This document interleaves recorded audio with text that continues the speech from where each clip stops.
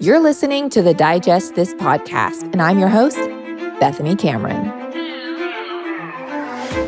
We are in 2026, you guys. We made it. So I hope you guys all had a wonderful holiday season. Happy January. And this year we've got a lot of fun guests, a lot of returning guests, and some surprises that I cannot wait to share. So stay tuned for that. But today we are going to cover the boldest grocery trends coming in 2026, or at least the predictions, according to Whole Foods and other experts in the industry. And I'm also going to give you my take on it, because what we're going to be covering today is about the trends, whether they are healthy or not. I just wanted to cover them just in general, and then I'm going to give my personal opinion about these trends. So be on the lookout in grocery stores, on grocery store shelves, obviously like Whole Foods, Sprouts, anywhere that you shop for natural, quote, natural groceries. I think it's going to be an interesting year, to say the least, with all of these new brands and old brands, but coming out with some interesting products. So let's get right into it. Everyone is doing detoxes come January, and I mean everyone. After all the holiday sweets and drinks, hey, I get it, but detoxes like green juices and those skinny teas are out, and they're not even effective. Did you know your liver is actually needing the most help after all the holidays? It's the master control center for your entire body. It governs your energy, hormones, digestion, and even your mood. But stress, toxins, and modern foods are constantly overloading it. You really don't need harsh, restrictive cleanses. You need daily, gentle support. So what's the solution? Peak's Liver Detox Protocol offers sustained support for your body's most critical filter. This year, ditch the quick fixes and commit to the routine that actually delivers lasting clarity and energy. Peak takes the most powerful botanicals, minerals, and vitamins from nature and elevates them with cutting-edge extraction technology, creating supplements you'll actually take and enjoy. This isn't some diet or restrictive protocol. Peak's Liver Detox is a simple, powerful combination that uses ancient Ayurvedic medicine and TCM formulas to support detox pathways gently, promoting better digestion, clear energy, and radiant skin from the inside out. Set your best health goals in motion. Access 20% off and begin your journey towards sustained wellness today at peaklife.com/digest. That's PIQUE life.com/digest. I pour my heart and soul into this podcast, my Instagram and social media outlets, and put so much sweat and tears into creating the Bethany's Pantry line of digestive support powders and supplements.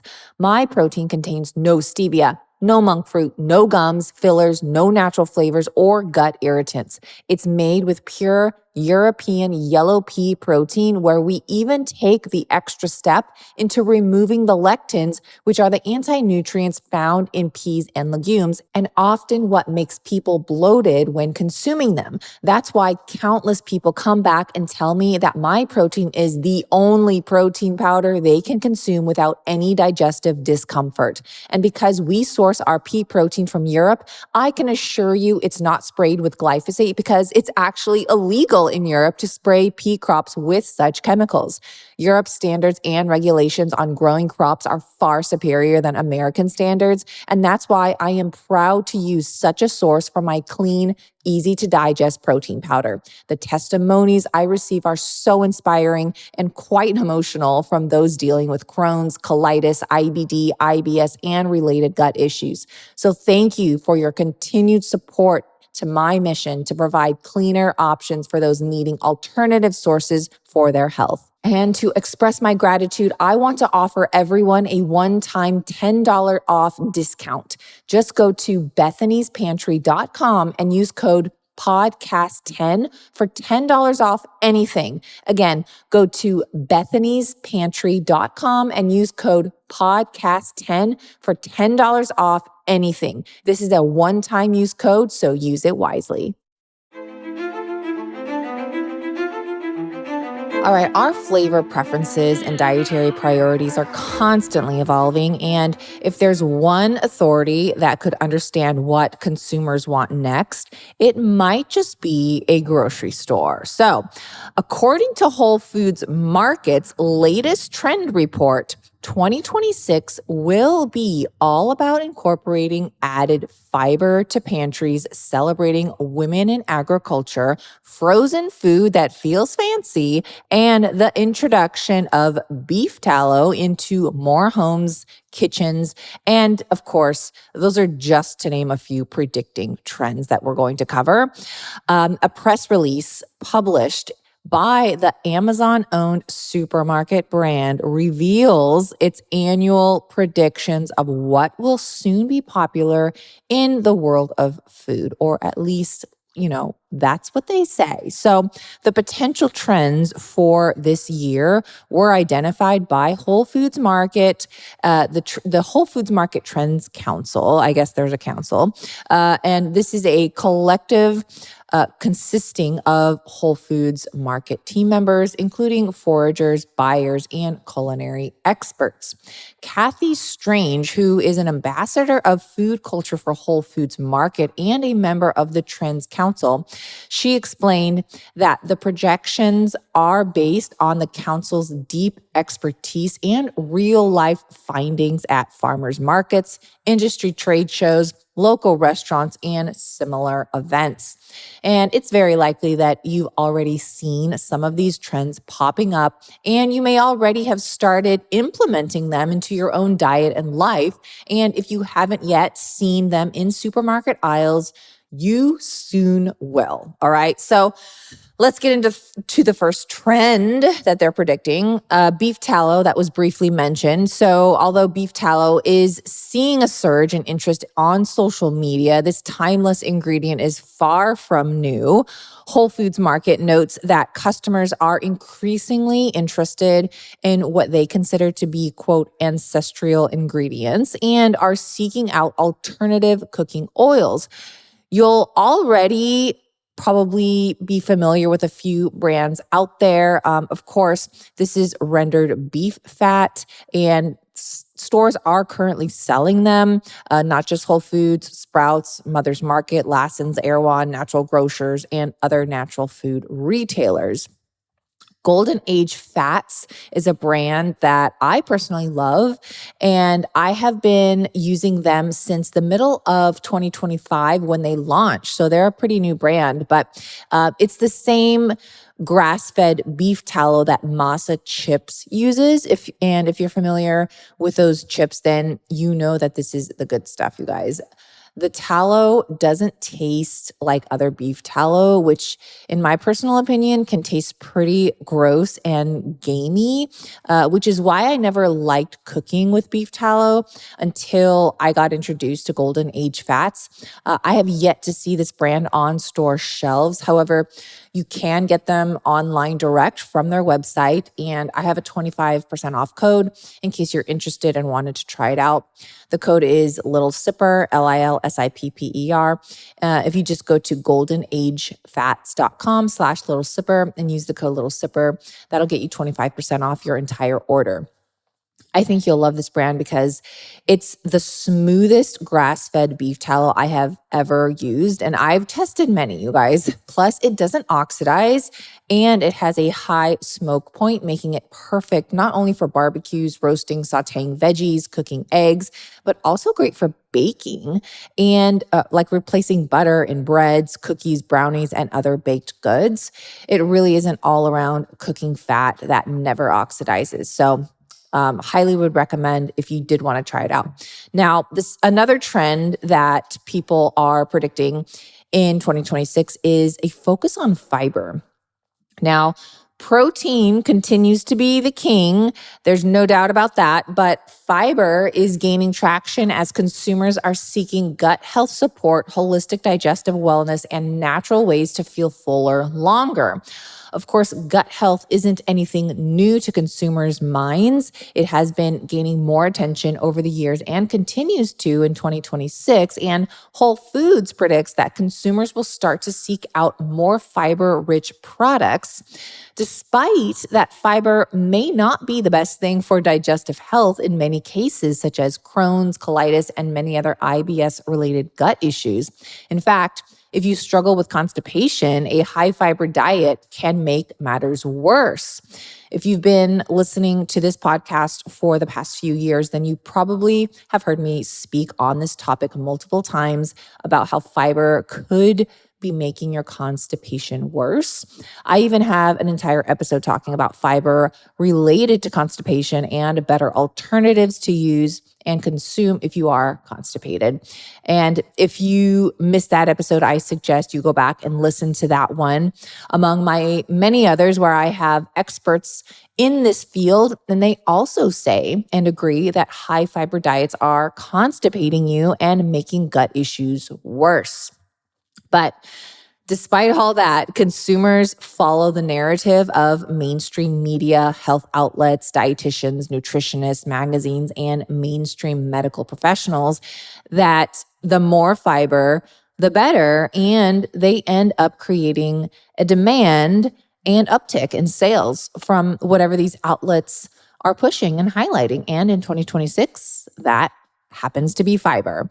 Food and beverage brands are already starting to more predominantly display fiber content on their packaging. So experts say, and they expect to see a variety of fiber-forward products in grocery store aisles this year, including prebiotic sodas, more baked goods, and even pastas with added fiber. This episode is not really about the health effects of fiber and more about the trends we expect to see. So I will try and digress on the negative effects of fiber for gut health and the skewed information and studies we've been told. But I will end this trend with the fact that if you see, quote, added fiber to any food product, stay away from it. Fiber in its natural form is totally fine, but anything that never originally had that fiber in it to begin with, and now brands are adding additional fiber to things, is a huge red flag. All right, so another trend is products from female farmers. So Whole Foods is celebrating female farmers who are leading the way in industry and notes that, quote, the Food and Agriculture Organization of the United Nations declared 2026 as the International Year of the Women Farmer, end quote. As the store explains in its press release, food brands are supporting the movement and backing initiatives such as fair wages and international scholarships for women in agriculture. So I think that's actually really great. Shoppers can now find a diverse array of products created by female farmers. You just have to look very closely. So I'll be interested to see in how they are highlighting that, whether that's on the label or just signs in the store aisles, so we'll see what happens. Another trend that they are predicting this year, food products that double as decor.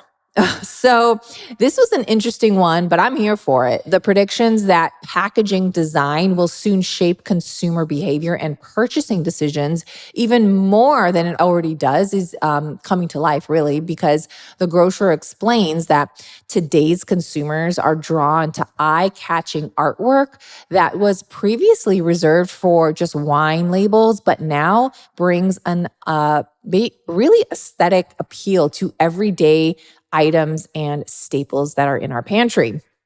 And now, because of this, a growing number of brands are taking notice and revamping their packaging to meet shoppers' desires for displaying aesthetic pantry items.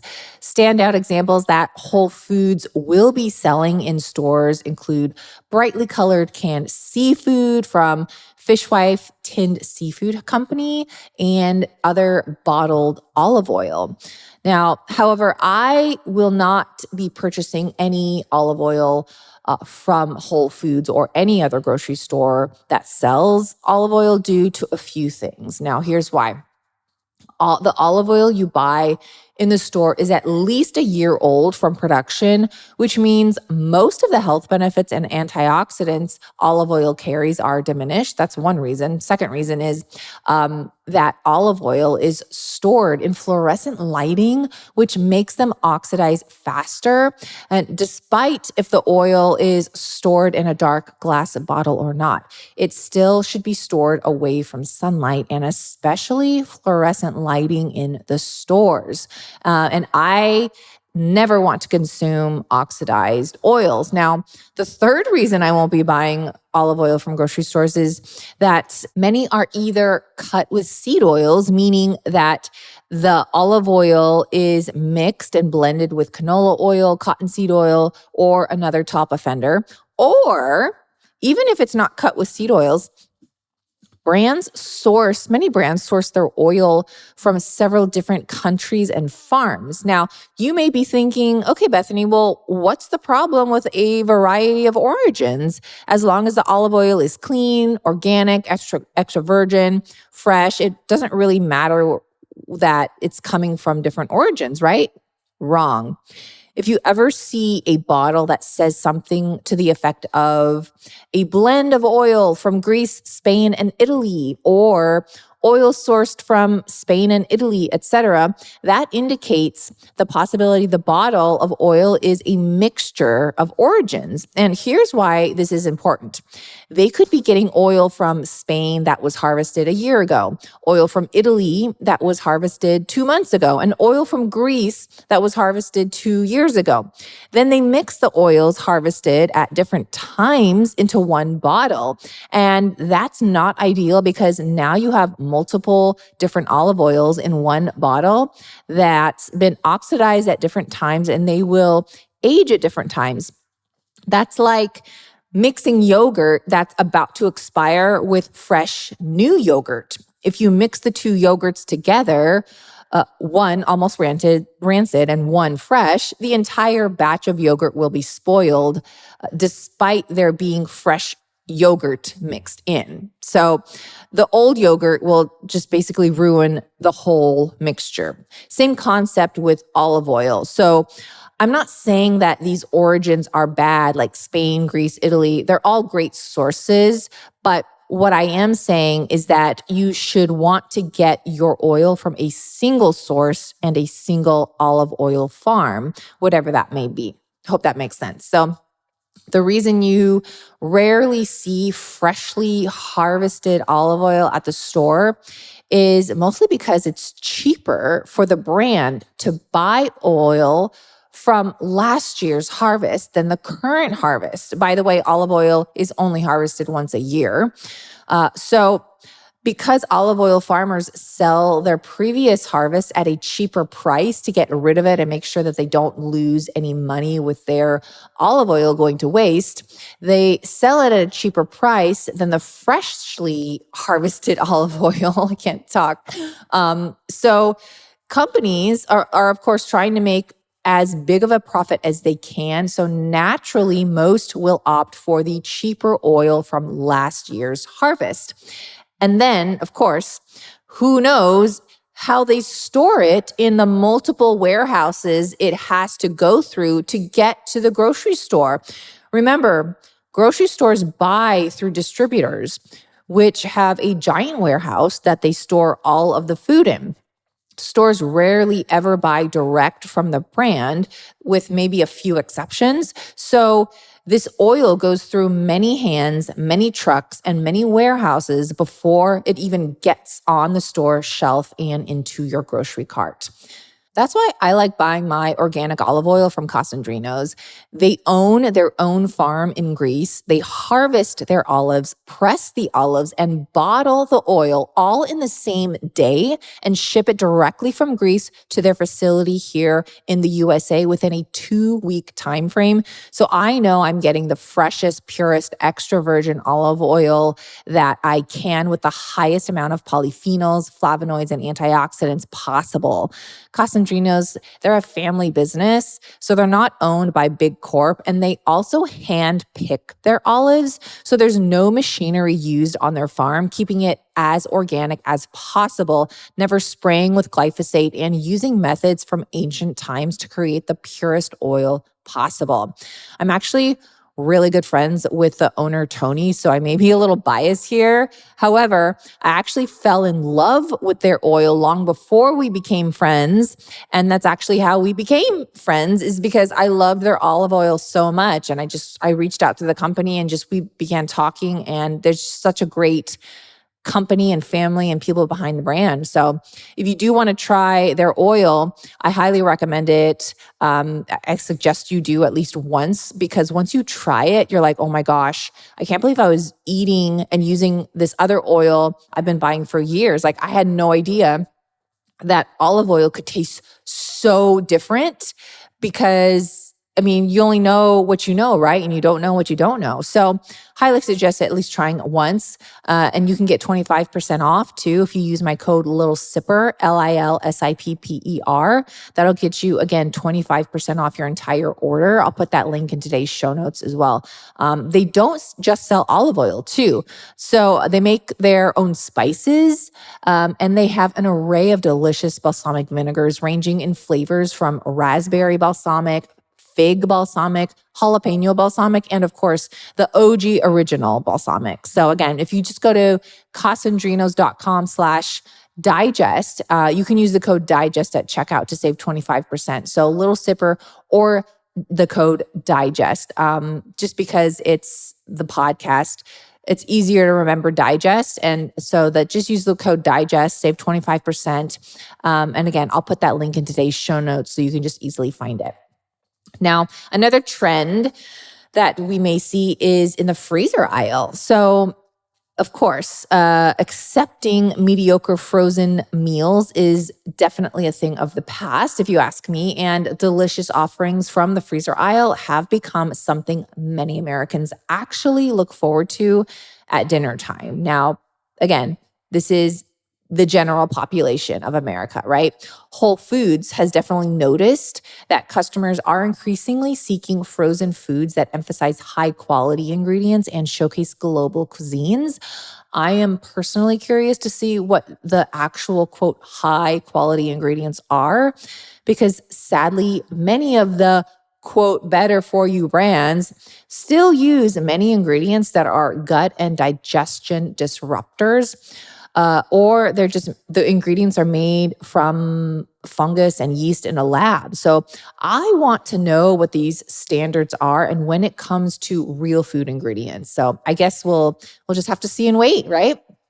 All right. So another trend we will be seeing is a vinegar renaissance, right? So the spotlight on the classic pantry staple vinegar is here, you guys. And while vinegar has always been a staple in many cooking cuisines and kitchens, shoppers are now seeking out premium small batch options, bold new flavors, and innovative formats that upgrade everything from home-cooked meals to craft cocktails and mocktails on restaurant menus.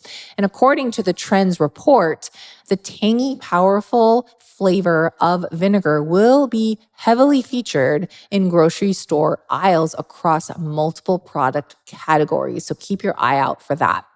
Another trend is, sweetened treats, but lightly sweetened with natural sweeteners. And I'm here for this one. So products subtly sweetened with cane sugar or alternative ingredients, such as maple syrup, will become even more popular in 2026. So this trend may even extend to candy, as Whole Foods observes that More people are seeing jam, chocolate, and gummy brands leaning on real fruit in their products rather than high amounts of sugar for flavor and texture. This is great news, and I hope this trend prediction really takes off because I'm personally tired of seeing so many things sweetened with zero-calorie sweeteners such as stevia, monk fruit, allulose, erythritol, etc. We need to get back to real food, and if you are a brand claiming to use real food ingredients in your products, then you should be using real sweeteners too, such as honey, maple syrup, coconut sugar, date sugar, and yes, even pure raw cane sugar. I'm not saying we should be putting sugar into everything, okay? So I want to make that clear. That's not my message. But for the things that are typically sweetened anyways, and that typically do come with sugar, such as desserts, using real sweeteners is the way to go. So time will tell what will truly happen as the year unfolds with these many predictions I just mentioned. But just remember this, real food trumps all. Thanks for listening to this episode of Digest This. If you enjoyed this episode, please leave a review in your podcast app to let us know. If you're ever wondering how you can support me and this podcast, sharing it with your friends and family is the best way. This is a Wellness Loud production produced by Drake Peterson and edited by Mike Fry. To check out more shows by my team, go to wellnessloud.com, and to email the show, message us at digestthispod@gmail.com. See you next time. The content of this show is for educational and informational purposes only. It is not a substitute for individual medical and mental health advice and does not constitute a provider-patient relationship. As always, talk to your doctor or health team first. Are you ready to rock middle age? I'm Dr. Tina Moore, Gen X truth teller and holistic physician. On the Dr. Tina Show, one of Apple Podcast's top alternative health shows, I share what actually works for metabolic health, hormones, and strength, backed by decades of clinical results, not trends. From loving the gym and hitting your protein goals to peptides and microdosing GLP-1s, it's all done the right way, not the hype way. Because menopause doesn't have to suck if you're fit. New episodes every Thursday, produced by Drake Peterson and Wellness Loud.